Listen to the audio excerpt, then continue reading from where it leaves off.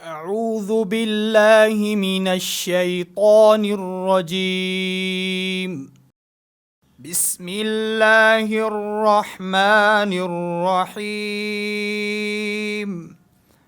قل يا أيها الكافرون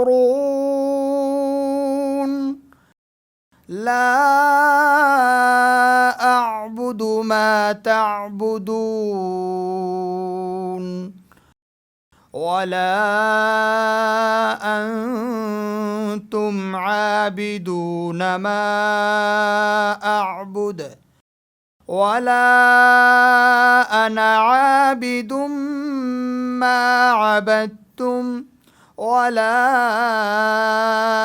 أنتم عابدون ما أعبد لكم دينكم ولي دين.